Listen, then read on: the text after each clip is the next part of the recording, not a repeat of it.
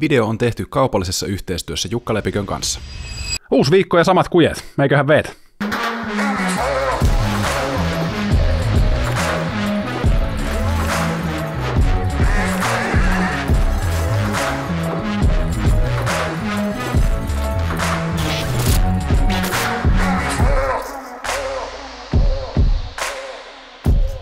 Tervetuloa taas Traders Clubin pariin. Täällä minä ja Jukka jälleen kerran keskustellaan markkinoista ja siitä, että miten me saadaan susta parempi treidaaja.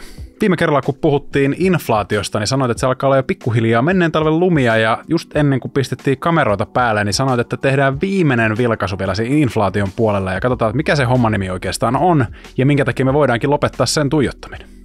Tosiaankin viime viikolla saatiin inflaatiodataa, hyvin mielenkiintoista inflaatiodataa ja oikeastaan ensimmäistä kertaa moneen kuukauteen markkinaodotuksesta poikkeavaa inflaatiodataa ja siihen parempaan suuntaan nimenomaan. Eli nyt alkaa näyttämään siltä, että se inflaatio on mukavasti autopilotilla, ollaan siinä disinflatorisessa prosessissa ja sitä ei oikeastaan niin kuin mun näkemyksen mukaan saa enää pysäytettyä, jolloin inflaatio siis heikkenee, madaltuu aika nopeasti tässä. Se vie kyllä kuukausi, jos on prosessi, se ei tapahdu yhdessä kuukaudessa, mutta se, niin kuin, se polku on selkeä jo siihen alempaan inflaatioon ja selkeästi kun markkinakin alkaa ymmärtämään tämän, ja nyt viime viikossa, jos katsoo liikettä, mikä tuli tuosta inflaatioraportista, niin ei enää juurikaan liikuttu mihinkään.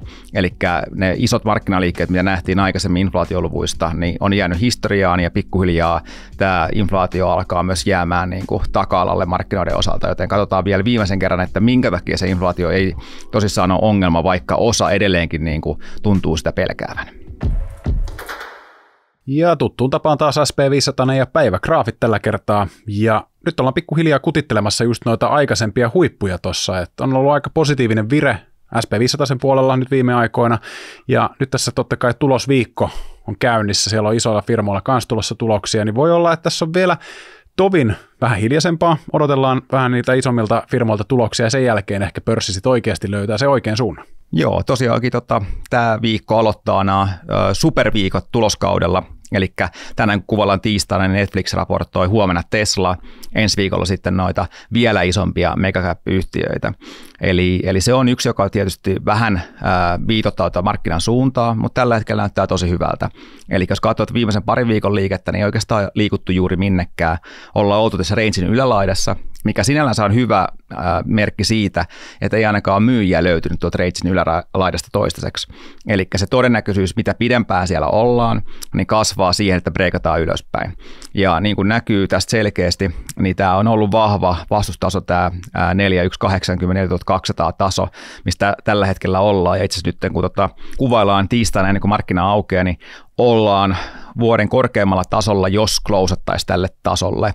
Eli mielenkiintoista nähdä, että päästäänkö tässä tällä viikolla jo tuon 4200 yli, koska se voisi aika nopeasti johtaa siihen, että tuo hinta nousee tuonne 4300 pisteeseen, eli tänne reilusti selvästi ylöspäin, ja silloin mentäisiin tuonne elokuun huippuihin itse asiassa. Ja se todennäköisyys on tällä hetkellä mun mielestä korkeampi siihen, että se breikataan ylöspäin, koska tässä aikaisemmin, kun koitettiin sitä, niin meillä oli teknisesti selkeästi heikompi kuva kuitenkin tässä markkinassa, eli meillä oli 200 liukuva keskiarvo, joka oli vielä laskusuunnassa.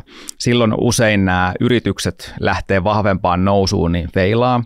Nyt meillä on niin kuin kaikki olosuhteet markkinan osalta teknisesti tarkasteltuna paljon paremmat, eli meillä on nouseva 200 täällä ja kaikkien liukuvien päällä, ja etenkin tämä keltainen 20 EMA on nyt mielenkiintoinen, eli jos katsoo näitä kaikkia osakkeita, jotka on ollut tosi vahvoja tänä vuonna, niin ne on mukavasti seurannut sitä 20 EMAa ja sieltä on aina löytynyt tukea sieltä 20 ja ollaan pompattu uuteen nousuun. Sen näkee näistä kaikista vahvimmista yhtiöistä aika hyvin. Ja itse odotan, että tämä voi käydä nyt tuohon SP:lle kanssa, että en tiedä tapahtuuko se ennen kuin breikataan toinen 1200 vai missä vaiheessa, mutta tämmöistä aika hidasta ylöspäin menevää liikettä ja se 20 EMA ikään kuin työntää indeksiä ylöspäin ja niin kuin tässä parin viimeisen viikon aikana, niin myyjiä ei vaan tunnu enää löytyvän täältä markkinalta. Et myyjät on myynyt ja hinta yleensä jatkaa siihen suuntaan, missä on vähiten vastusta. Eli tässä tapauksessa tarkoittaa sitä, että jos myyjiä ei ole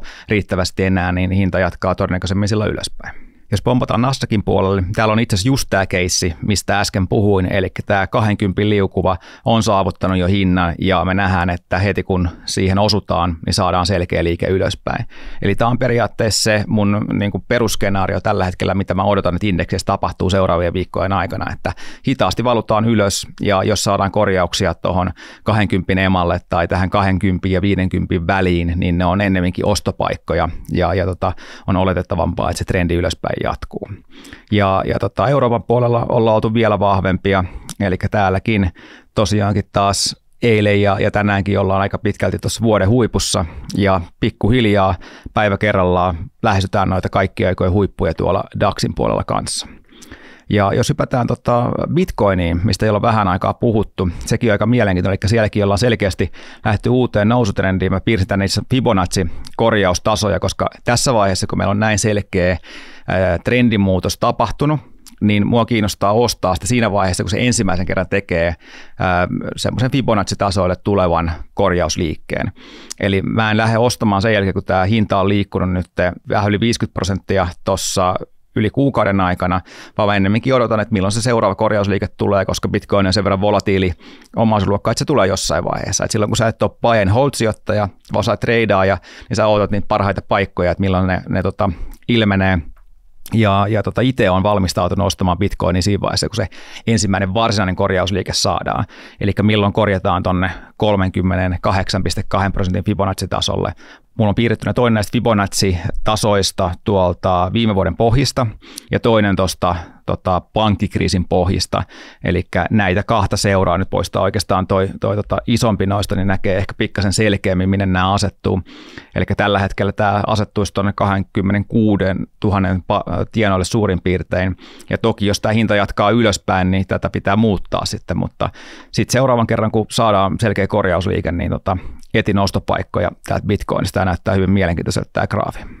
Vaikka tämänkin vuoden pörssitapahtumia on värittänyt kaiken näköiset hässäkät, että meillä on ollut pankkihässäkkää ja on inflaatiota ja vaikka sun mitä, niin silti meillä on kovia tuottoja kumminkin indeksitasolla. Mutta ehkä huomioida just se, että nuo indeksituototkin, ne eroaa aika paljon. Niin kuin tuossa näkyy tässä graafissa, että 16% Nasdaqissa, Euroopassa 11%, SP500 8%, kehittyvät markkinat 4,8%, jos en ihan väärin muista, niin Helsingin pörssi on semmoinen joku reilun pinnan tullut ylös nyt tämän vuoden aikana, niin sillä on ollut hirveästi merkitystä, että mihin ne rahat on laittanut.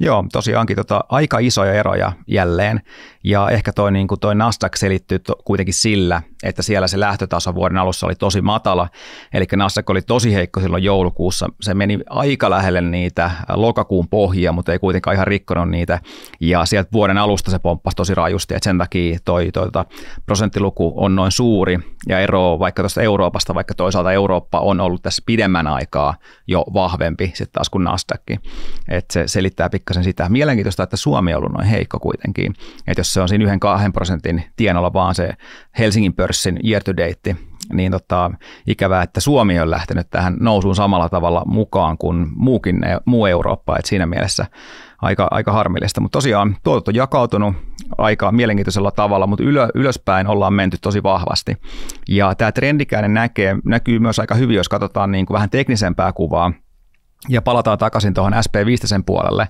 niin jos heitetään tuonne erilaisia liukuvia keskiarvoja, niin 20 liukuvasta 250 liukuvaa, niin tässä niin kuin on selkeästi tämmöinen trendi, transformaatio tällä hetkellä käynnissä. Ja usein kun nämä pidemmät trendit muuttuu ja kääntyy toiseen suuntaan, niin siinä kestää pidemmän aikaa. Se ei ole viikon juttu, se ei ole 2 kuukauden juttu, vaan se on niin kuin pidempi prosessi, kun se laskutrendi kääntyy nousutrendiksi tai se nousutrendi kääntyy laskutrendiksi. Ja tässä aika hyvin näkyy tosiaankin se, että miltä tuo markkina näyttää silloin, kun ollaan nousutrendissä. Kaikki liukuvat keskiarvot osoittaa yhteen suuntaan ja ne on oikeassa järjestyksessä. Ja sitten taas laskutrendissä, kun nämä kääntyy toiseen suuntaan, niin on niin kuin käänteinen järjestys ja käänteinen suunta. Ja nyt ollaan niin kuin selkeästi siinä prosessissa, missä mahdollisesti ollaan vaihtamassa tätä pidemmän aikavälin suuntaa, ja tässä tapauksessa siis ylöspäin, eli nyt meillä on hinta selkeästi kaikkien liukuvien keskiarvojen yläpuolella, ja jokainen päivä, kun mennään eteenpäin, niin tämä tekninen kuva vaan paranee tässä graafilla, eli nyt kun ollaan siellä tämän nykyisen rangein ylälaidassa, niin just se, että vaikka vaan pysyttäisiin siellä ylhäällä, niin joka päivä niin kuin tässäkin kuvassa nämä liukuvat jatkaa ylöspäin, koska hinta on niiden yläpuolella ja siten tämä tekninen kuva koko ajan vahvistuu. Et siinä mielessä aika on tällä hetkellä osakesijoittajan ystävä, vaikka se hinta ei liikkuisi mihinkään, koska koko ajan se ikään kuin parantaa teknistä kuvaa ja tuo todennäköisemmäksi sen, että se laskutrendi on päättynyt ja se uusi nousutrendi on alkanut. Ja nämä on aina vaikeita aikoja markkinalla, kun saadaan tämmöistä isoa siksakkia usein näissä käännekohdissa. Eli niissä on vaikeampi tehdä etenkin semmoisen trendisijoittajan rahaa. Ja mielestäni tämä oli aika hyvä kuva siitä, että mitkä nämä on nämä eri markkinasyklit ja kuinka niissä pystyy sijoittaja tai tämmöinen trenditreidaaja tekemään rahaa. Ja nyt ollaan niin kuin selkeästi, tai ainakin mun näkemyksen mukaan, tässä niin kuin pohjausvaiheessa, joka on niin kuin tämä vaikein rahanteon tai treidaamisen hetki, kun ei ole sitä selkeitä suuntaa, että kumpaan suuntaan tällä hetkellä saa pelattua sillä niin kuin pidemmässä viikkoja ja kuukausien juoksussa, kun markkina on aaltoillut suuntaan ja toiseen. Et nyt meillä on kuitenkin hyvä mahdollisuus siihen, että se pohja olisi muodostunut ja päästäisiin taas siihen trendaavaan vaiheeseen, mikä on sitten taas semmoisen swing-treidaajan kannalta ja sijoittajan kannalta se otollisempi aika tuolla markkinalla, jolloin niitä voittoja ja tuottoja on paljon helpompi tehdä. Se maistuisi kyllä mulle. Mä ainakin siis omasta kokemuksesta voin sanoa, että se oli paljon helpompaa silloin, kun oli vaikka koronadroppi tai se, että kun päästiin siitä takaisin nousutrendiin tai kun nyt sitten ATH-lukemista lähdettiin laskumarkkinaan, niin ne on ne hetket, milloin mä oon huomannut, että ainakin noi tommoset viputuoteveivaukset ja muut, ne on onnistunut paljon paremmin kuin mitä nyt esimerkiksi vaikka viimeisen puolen vuoden aikana, niin kun markkinalla ei ollut selkeää suuntaa, niin suurin osa niistä on mennyt munilleen, mutta nyt toivon mukaan, jos tämä lähtisi nyt selkeästi trendaamaan ylöspäin, niin niitä longeikin olisi paljon helpompi ottaa. Sitten se inflaatio. Jakson alussa mainittiin, että ei enää kohta katsottaisi näitä inflaatiolukuja tai dataa enää ollenkaan, niin onko se nyt lupaus, että nämä on viimeiset slaidit, mitä inflaatiosta nähdään TC:n puolella vähän aikaa? No ehkä mainitaan sivulauseessa, kun saadaan uutta kuukausittaista dataa, mutta jos se ei enää uudestaan lähde yllättämään ylöspäin, niin se alkaa pikkuhiljaa olla tuolla noin niin kuin markkinalla peruutuspeilissä ja sitä ei enää niin se ei ole niin fokuksessa, jolloin se ei ole niin tärkeä meillekään, koska jos osakemarkkina ei enää liiku sen mukaisesti, niin ei meidänkään sitä tarvitse käsitellä. Eli se alkaa olla pikkuhiljaa taputeltu, mutta mikä on nyt sitten tämän päivän epistola, että mitä siellä inflaatiossa vielä semmoista dataa, mitä me voitaisiin hyödyntää? Joo, tosiaankin hyviä uutisia saatiin viime viikolla. Eli odotettiin, että vuosi-inflaatio olisi ollut 5,2%, se olikin vaan 5%. Eli tiputtiin paljon enemmän kuin odotettiin ja itse saatiin suurin kuukausitiputus tähän mennessä. Eli tiputtiin sieltä noin 6% tasoista 5%, ja mielenkiintoista oli myös eri inflaatiokategorioiden kontribuutio tuohon lukuun. Eli niin kuin nähdään, että kun tämä laaja-alainen inflaatio eri kategorioista oli se ongelma tuossa viimeisen 12 kuukauden aikana oikeastaan, niin nyt se alkaa pienenemään oikeastaan nämä kaikki muut kategoriat, paitsi sitten tämä asumiskustannusinflaatio, josta me tiedetään se, että se laa sen 12 kuukautta jäljessäpäin, eli se kuvaa sitä korkean inflaation aikaa, ja siten siitä ei tarvitse olla niin huolissaan, kun tiedetään, mikä ne on ne reaaliaikaiset asumiskustannukset, mitkä on melkein nollissa tässä viimeisen vuoden ajalta, eli käytännössä niin kuin tätä palkkia ei reaalisesti arvioituna tai niin kuin realistisesti arvioituna ole ollenkaan. Et siinä mielessä toi 2,1% vuosi-inflaatio, joka jää noihin muihin palkkeihin, on niin kuin se, mihin kannattaa ehkä keskittyä, ja se näyttää aika hyvältä toi kehitys tällä hetkellä, ja nyt kun tiedetään, että meillä on vielä 3 vahvaa vertailukautta tulossa tässä tai kuukautta, eli nimenomaan huhtikuu, toukokuu, kesäkuu, ja etenkin se touko- ja kesäkuun luvut on tosi korkeita viime vuodelta, että kun ne tippuu pois, niin itse asiassa päästään tämmöiseen tilanteeseen mun arvion mukaan, eli inflaatio tippuisi tuohon noin 3,3%, ja mitkä ne kontribuutiot siinä vaiheessa on se, että tämä asumiskustannusinflaatio olisi noin 2,7%, ja sitten näille kaikille muille kategorioille, mitä siinä inflaatiokorissa on, niin jäisi sitä vuosi-inflaation osuutta vaan noin 0,5%. Ehkä se voi olla vähän enemmän sinne prosentin suuntaan, mutta kuitenkin, että se olisi alle prosentin, mikä niistä kaikista muista kategorioista tulee, ja siten se käytännön niin kuin reaaliaikainen inflaatio, asumiskustannusinflaatio korjattuna olisi vaan semmoinen 1%, maksimissaan 1,5%, eli oltaisiin itse asiassa sen Fedin 2% tavoitteen alapuolella. Eli tämä olisi se tilanne 3 kuukauden päästä, kun saadaan nuo luvut, eli ne saadaan se kesäkuun luku silloin heinäkuun puolivälissä, ja silloin nähdään, että miten tämä ennustus osuu lankulle, mutta nyt näyttäisi siltä, että niin kuin suunta on oikea, ja niin kuin todennäköisesti nämä seuraavan 3 kuukauden inflaatioluvut, jos ne ei yllätä nyt ylöspäin, niin päästään tämmöiseen aika mukavaan tilanteeseen. Ja varmaan niin kuin viimeistään tässä kohtaa se kyllä niin kuin huomataan tuolla markkinakommentaattorinkin puolesta, että hetkinen, että näistä muista inflaatiokategorioista hävisikin nyt tämä inflaatio kokonaan. Meillä on vaan tätä asumiskustannusinflaatio, mitä itse viimeisen vuoden aikana on ollutkaan, eli hetkinen, eihän meillä olekaan inflaatiota.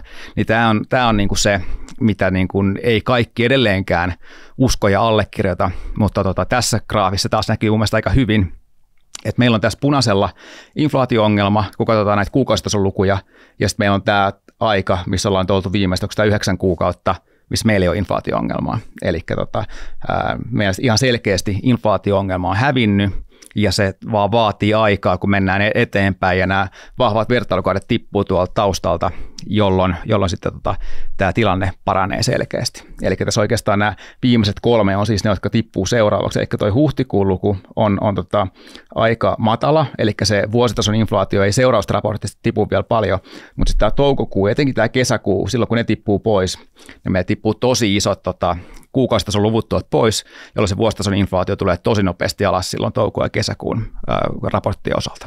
Sulla on tämän inflaation suhteen ollut jo aika pitkään hyvin semmoinen niin kuin positiivinen twisti, mutta mikä siinä on, että monet tämmöiset markkinakommentaattorit on edelleen sitä mieltä, että Fedillä on yhä paineita toukokuun lisänostoon ja Yhdysvalloissa inflaatiopaineet on laskeneet jo selvästi, mutta ei kuitenkaan riittävästi ja se, että tilanne ei kummiskaan olisi vielä hallinnassa, niin miten ne on niin eriäviä ne mielipiteet? Totta kai on hyvä, että meillä on laaja kirjo erilaisia mielipiteitä, jolloin jokainen voi totta kai tehdä sen oman johtopäätöksensä näistä, mutta minkä takia tuntuu vielä siltä, että iso osa kommentaattoreista olisi vielä niin kuin samaa mieltä kuin mitä tässä slaidilla on? Se on mun mielestä hyvin mielenkiintoista, että ihmiset on sitä samaa dataa katsoen hyvin eri mieltä, ja mun mielestä on niin kuin aika selkeää, että mikä toi trendi on ollut nyt jo viimeiset 9 kuukautta, niin kuin nähtiin tästä viimeisestä kuvasta, ja tässä niin kuin on vielä hyvä huomioida se, että tämä keltainen palkki, mikä on tämä isoin palkki näissä kaikissa kuukaudissa, on nimenomaan sitä asumiskustannusinflaatio, mitä ei ole viimeisen 9 kuukauden aikana ollut ollenkaan. Periaatteessa viimeiset, muistaakseni 7 kuukautta ollaan nyt täysin flättinä, kun katsotaan vaikka niin kuin tuo Zillown vuokrakustannusindeksiä. Eli se on suurin piirtein pyöristettynä nolla käytännössä toi keltainen palkki todellisuudessa. Ja vaikka huomioitaisikin tuo keltainen palkki, niin silti nämä luvut, mitä nyt ollaan saatu tässä viimeisen 9 kuukauden aikana, niin on selkeästi muuttanut sen trendin tuosta korkeamman inflaation ja inflaatio-ongelman ajasta, ja jota en tiedä, tuijottaako ne muut kommentaattorit sen vuositason lukuun, eikä huomaa sitä, että mitä täällä niin kuin pinnan alla tapahtuu, ja myös, että osaako katsoa sinne pinnan alle sitä, että mistä se niin kuin koostuu, tämä kuukausitason inflaatio, ja tosiaankin se, että sitä asumiskustannusinflaatio ei juurikaan ole. Ja toinen tietysti sitten tämä vähän niin kuin psykologinen puoli siinä, että nyt kun meillä on ollut inflaatio-ongelma pidempään, niin aina löytyy joku datapiste sieltä raportista tai näistä erilaisista inflaatioraporteista, mitä julkaistaan, mikä osoittaa, että meillä on vielä inflaatio-ongelmaa niin kuin täällä, vaikka sitä ei ehkä siellä niin kuin koko raportin osalta enää olisi, tai jos katsotaan yhtään niin kuin tuulista eteenpäin ja niin sinne, minne ollaan menossa, niin sitä ei ole siellä. Ja että kuitenkin nämä raportithan kuitenkin katsoo osittain myös peruutuspeiliin, ja sitten kun meillä ollaan puhuttu niin paljon tästä inflaatio-ongelmasta, niin sitä sit helpommin löydetäänkin sieltä raportista niitä ikään kuin ongelmakohtia, että koska tässä kategoriassa inflaatio on vielä niin korkea, niin Fed ei voi toimia yhtään elvyttävästi vielä. En niin kuin ymmärrä, mutta luultavasti ja olettaisin, että seuraavien muutaman kuukauden aikana, kun saadaan noin 3 seuraavaa inflaatioraporttia, niin näidenkin markkinakommentaattorien ääni kellossa muuttuu ihan selkeästi. Ja sitten he toteavat, että hei muuten, inflaatio-ongelmat muuten helpottikin justiinsa, että nythän Fed voi alkaa miettiä koronnostoja. sitten niin kuin siinä vaiheessa voi olla vaan sillä tavalla, että, että tämä tilannehan on ollut täysin sama niin kuin jo 3 kuukautta sitten, mutta teidän kommentit oli niin kuin täysin ristiriidassa sen mukaan, että mitä te kommentoitte nyt. Mutta katsotaan, mitä tapahtuu. Mutta mun mielestä tämä Open kuvaaja kuvaa tosi hyvin sitä niin kuin tämänhetkistä inflaatiotilannetta, eli kun katsotaan annualisoituja lukuja, eli jos katsotaan 3 kuukauden inflaatiota annualisoitua, niin se tarkoittaa sitä, että jos inflaatio kehittyy samalla tavalla kuin se on viimeiset 3 kuukautta kehittynyt, niin missä oltaisiin, jos se kehittyy samalla tavalla koko vuoden. Eli silloin oltaisiin alle 2% markkinaehtoisen asumiskustannuksen ja viimeisen 6 kuukauden ajalta oltaisiin itse asiassa deflaatiossa. Eli se on se, mitä kukaan keskuspankki ei halua, ja se on niin kuin se isompi riski, se deflaatio, kuin se inflaatio. Eli silloin, kun aletaan näkemään tämmöisiä lukuja, niin pitäisi ennemminkin huolestua siitä, että ollaanko kiristämässä liian nopeasti, ja riski on ennemminkin se, että pidetään niitä korkoja liian pitkään, liian korkealla, jolloin sitten niin kuin joudutaan ennemminkin siihen niin kuin toisen puoleen ongelmaan, mikä on sen deflaatio, ja se on se, mitä mä itse pelkään enemmän tässä vaiheessa, kuin sitä, että se inflaatio ei lähtisi talttumaan. Yleensä kun sä nostat tämän inflaatioasian positiivisen twistin Twitterissä tai sitten meidän videoiden kommenttikentissäkin usein näkee sen, että tämä pohjainflaatio ja palveluinflaatio, ne olisi edelleen todella niin kuin tulenpunaisia, ja se, että siellä on vielä edelleen ongelma päällä, niin minkä takia sä näet tämän silti niin positiivisena? Joo, noi on nimenomaan ne kategoriat, mitä markkinakommentaattorit kommentoivat, koska niissä toi inflaatio on niin tulipunainen kuin se tässäkin taulukossa näkyy, niin se on se ongelma, minkä takia ei pystytä vielä huokasemaan helpotukset ton inflaation suhteen. Ja tuossa pohjainflaatiossa on hyvä huomata se, että jos tuolla niin kuin normaalissa inflaatiokorissa se on semmoinen 1/3, mikä se asumiskustannusinflaatio on, niin se on täällä pohjainflaatiossa 43,3%, mikä muodostuu pelkästään siitä shelter-komponentista. Ja se oikeastaan niin kuin selittää aika pitkälti sen, että minkä takia se on edelleenkin vielä korkeampi, koska me tiedetään, että se shelter on niin kuin tähän hetkeen asti jatkanut sitä nousuaan siellä kuukausitason luvuissa koko ajan, niin kuin suurin osa siitä pohjainflaation korkeudesta johtuu vaan siitä, että shelter laahaa sen 12 kuukautta myöhässä, ja ne luvut on ollut niin korkeita siellä. Että jos sitä katsoo taas laajemmin, niin siellä ei niin kuin inflaation kontribuution kannalta se, että palveluinflaatiosta ei löydy semmoisia kategorioita, jotka siihen niin kuin vuositason inflaatiokaan juurikaan vaikuttaisi, paitsi se shelter-komponentti. Ja nimenomaan, jos katsotaan tätä palveluinflaatioa tarkemmin, niin me nähdään tässä oikeanpuolimaisessa graafissa tämän palveluinflaation nämä eri kategoriat ja niiden kontribuutio tähän palveluinflaation lukuun.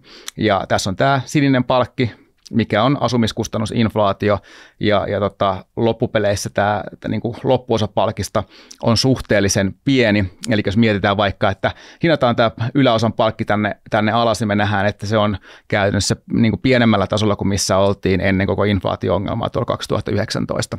Toki ehkä tätä sinistä palkkia voi ihan kokonaan ottaa pois, että etenkin jos mennään 3 kuukautta eteenpäin, niin se asumiskustannusinflaatio vuositasolla saattaa olla ehkä 2% tasolla, jolloin sen kontribuutio tähän palveluinflaation vuosilukemaan olisi ehkä siellä niin prosentin tasolla, eli silloin oltaisiin suurin piirtein, jos nämä muut inflaatiokategoriat jatkaa samalla tasolla, niin suurin piirtein siinä samassa tasossa, missä oltiin palveluinflaation suhteen silloin ennen kuin oli mitään inflaatio-ongelmaa. Eli siinä mielessä ei näyttäisi, että tässä palveluinflaatiossakaan olisi mitään niin kuin sen vakavampaa kyseessä, ja sekin alkaa pikkuhiljaa hellittämään. Eli näkee tuossa vasemmanpuoleisesta graafista, että siinäkin palveluinflaatiossakin meillä on ehkä nyt periaatteessa se käännös tapahtunut, ja tässä näissä eri kategorioissa tuo inflaatiosykli meni pikkasen eri tahtiin, eli se koronahan oikeastaan niin kuin käynnisti ja se hirveä elvytys ton inflaatio-ongelman, ja se tapahtui eka siellä palveluiden osalta, koska kun rahaa jaettiin kotitalouksille, niin ihmiset kulutti niitä tavaroihin, palveluita ei voinut ostaa silloin, ja samaan aikaan kaikki tuotantoketjut oli solmussa ja ongelmia toimittaa niitä tavaroita, jolloin tavaroiden hinnat teki eka ton piikin, ja toi palveluinflaatiopiikki on lähtenyt vasta sen jälkeen. Nämä on vähän niin kuin menee lomittain ja eri ajassa, mutta niin kuin nähdään, että mitä tuolle niin kuin tavaroinflaatiollekin tapahtui, eli se on sieltä vahvasta huipusta tullut jo oikeastaan niin kuin normaalitasolle, niin nyt kun se palveluinflaatio kanssa niissäkin kategorioissa, mitkä nyt muodostaa niin kuin tämän palkin loppuosan sen asumiskustannusinflaation jälkeen, niin jos siellä sitä inflaatiota vielä on, sekin on tulossa alas, mutta kun nämä menee sykleissä ja näissä kestää aikaa, niin se ei tapahdu kuukaudessa palautuminen, vaan tapahtuu sitten muutaman kuukauden, 3-6 kuukauden säteellä tästä hetkestä suurin piirtein, milloin se näiden muidenkin palveluinflaatiokategorioiden inflaatio luultavasti lähtee laskemaan.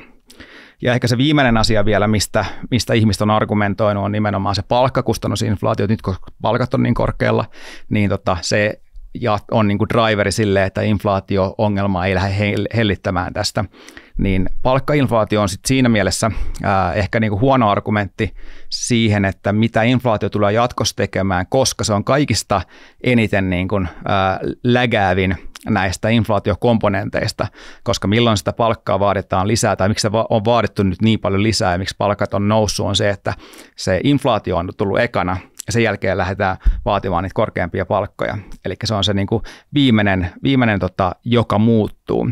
Ja sama asia niin kuin toiseen suuntaan, että kun meillä inflaatio-ongelma hellittää, niin ne palkat on niin kuin varmaan viimeiset, jotka laskee siellä niin kuin perässä kohti sitä keskimääräistä inflaatioa. Toki nyt kun me katsotaan kuukausitasolla, niin me nähdään, että tämä palkkojen kehitys tai se nousu on lähtenyt jo laskuun, eli tämä viimeisin vihreä palkki on kaikista pienin, mitä ollaan viimeiseen parin vuoteen saatu. Että se pikkuhiljaa myös jo siellä kaikista niin kuin lägäävimmässäkin komponentissa näkyy, että kuinka se ongelma sillä puolella on lähtenyt hellittämään. Ja ehkä vielä viimeinen yksi graafi tähän, jos me hypätään tuolta CPI, eli tuon kuluttajahintaindeksiraportista tuohon tuottajahintaindeksiraporttiin, mikä me saatiin viime viikolla myös.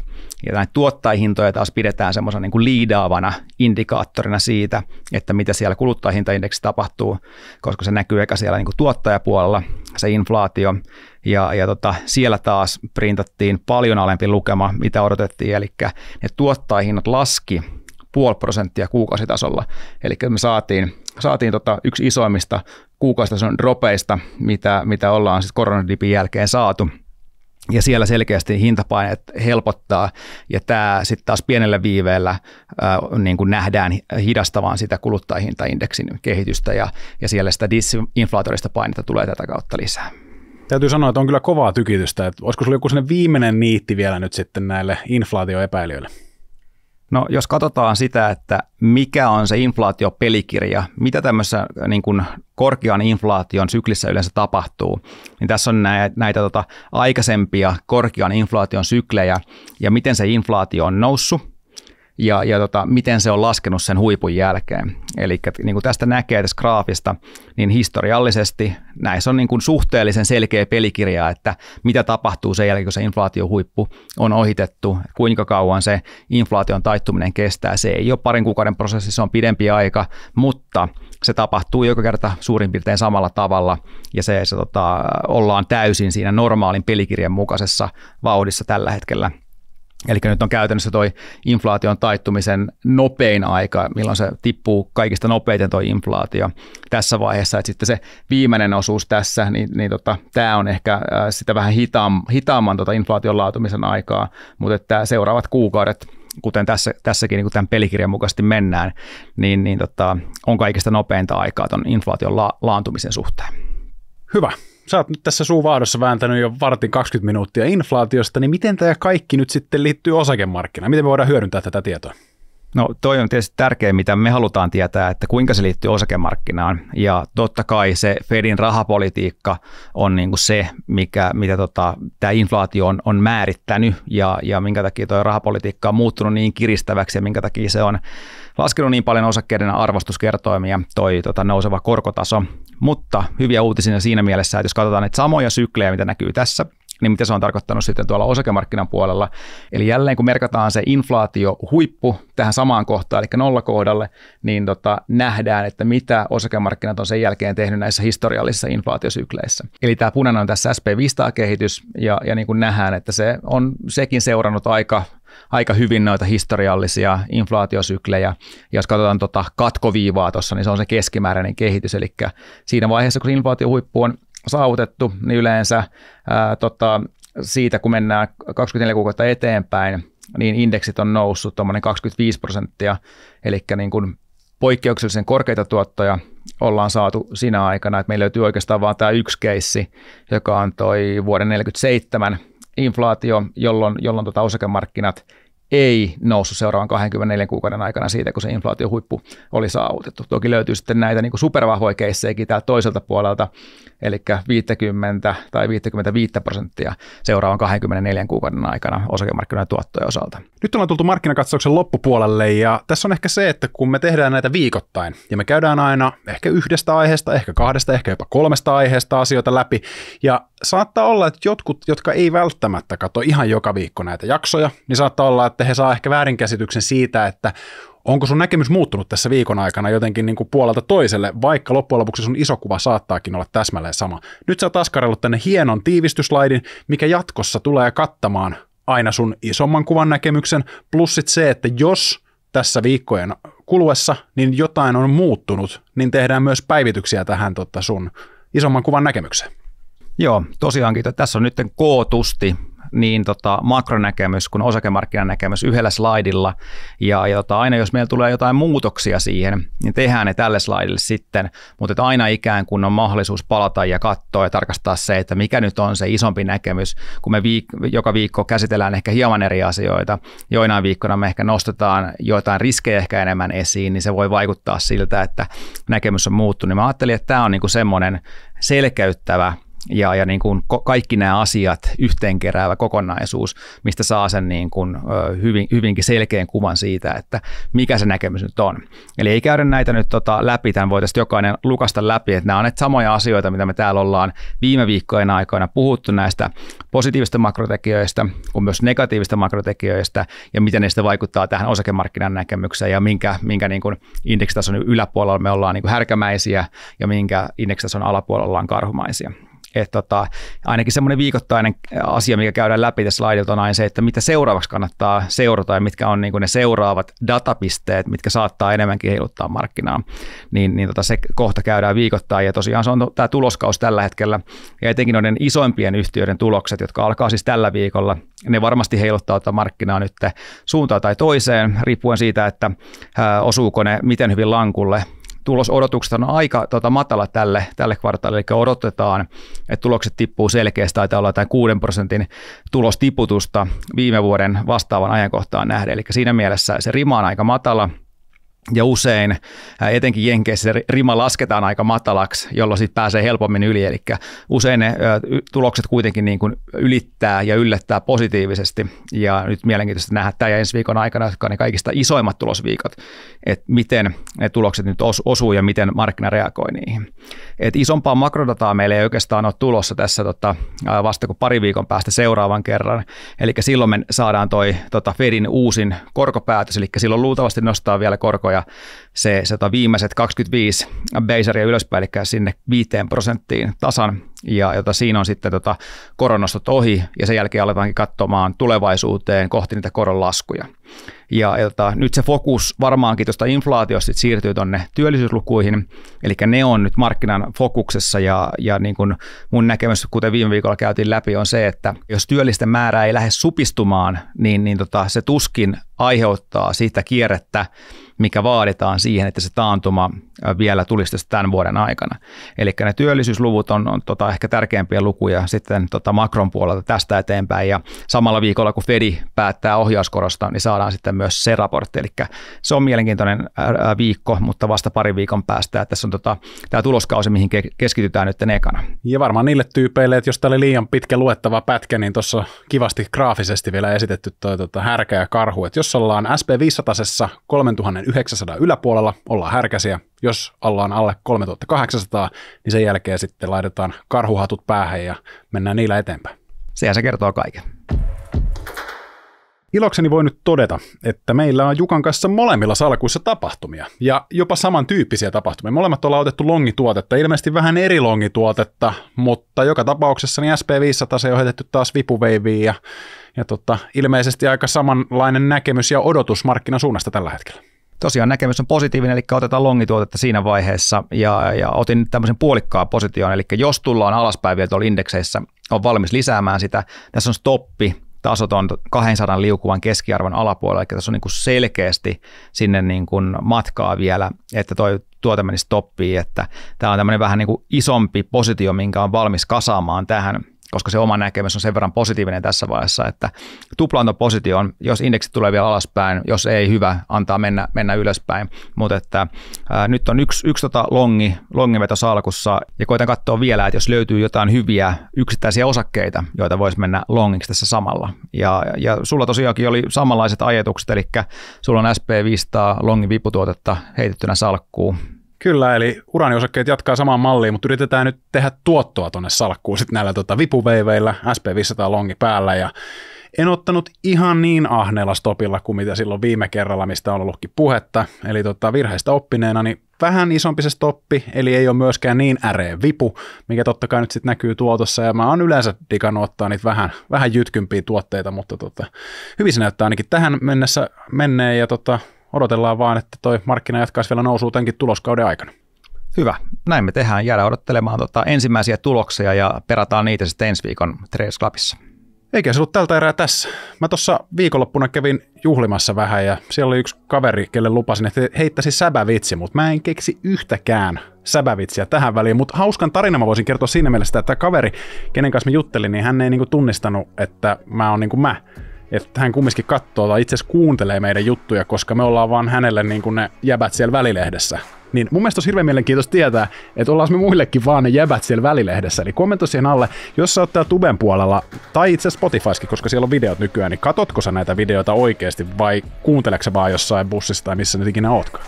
Ja samat vanhat tutut jutut muuten, eli pistä peukkua, pistä kanavaa tilaukseen ja me nähdään ensi viikolla ihan normaali tapa. Hyviä tradeja. Morjens.